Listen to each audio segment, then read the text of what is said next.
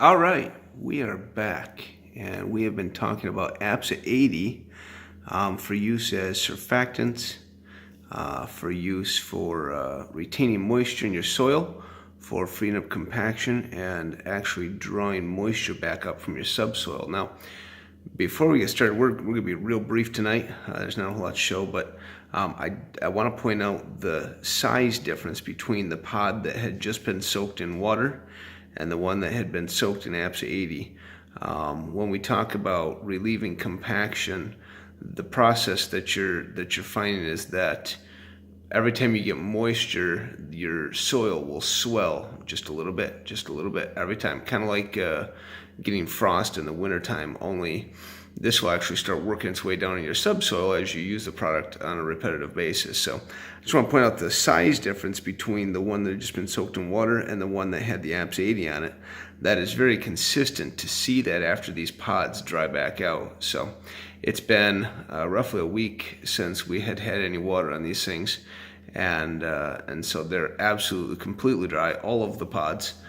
So I'm gonna move my tripod pod back up on the table here, because I want you to kind of see what's taking place here as I pour water into these. Not a whole lot of deep, dark explanation or any talk whatsoever. I just kind of want you to pretend that this is the soil out in your field, or a field if you're not a farmer. There, my tripod kept wanting to tip over. Just pretend that this is your soil, and you tell me which one you would rather have. And I think that'll pretty well wrap us up for the night. So I've got just another plain bottle of water. Whoops, you can't see that. There we go. Bottle of water, nothing magical. I took the cap off from just now for the first time. We're going to pour some on the pod that had just water on it. And I want you to see what's going to happen is this water is going to hit the top of the pod, run off, and then eventually soak back up in. See it kind of splashing up over the top? The pod's actually floating. Now, it won't take anywhere near as long this time for that pod to absorb that water, but look at the difference between that and this one here.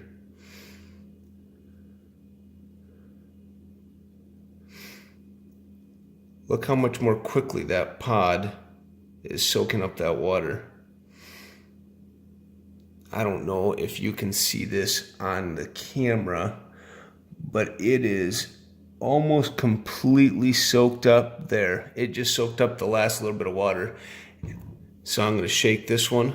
That pod is not floating. There's no water in the bottom of that cup. Whereas our one that had the water in it, if you see. So reducing surface tension clearly matters. I can pour water on top of this one, and we're getting some splashing off the side here.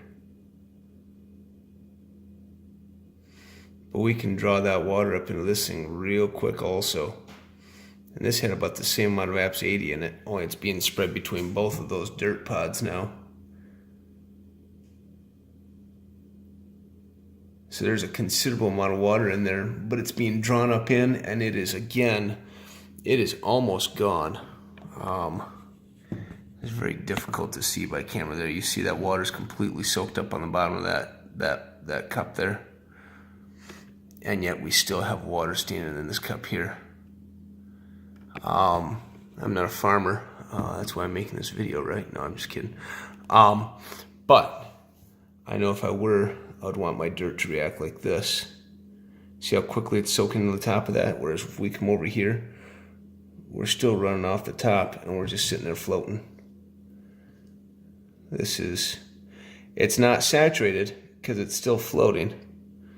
And again, it will eventually absorb all that water, but look at this. I mean, these things have absorbed that water. I can keep pouring water in here, and it'll draw right up into that pod. Let's see if I can get down in here close enough.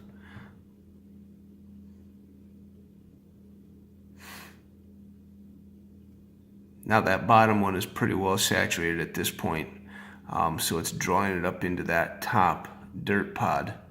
That top dirt pod didn't have a ton of water in it, but it is going to just keep absorbing and keep absorbing. Whereas again, this one on the left here that's just water, it's still floating. It's still not submerged in that water there. Now this one I think we're starting to get, it's starting to get pretty wet up top here.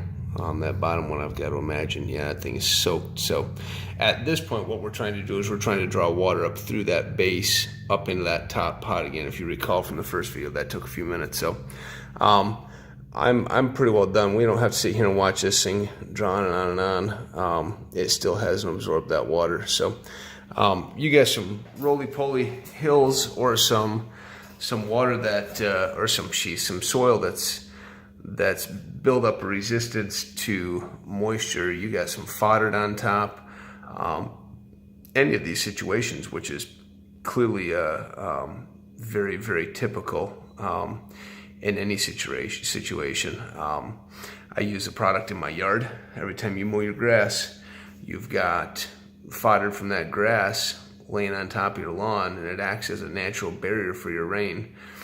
And you want that in your dirt, not washing off into the ditches. So I am done. I'm going to cut out here, quick and short and sweet tonight. There you go.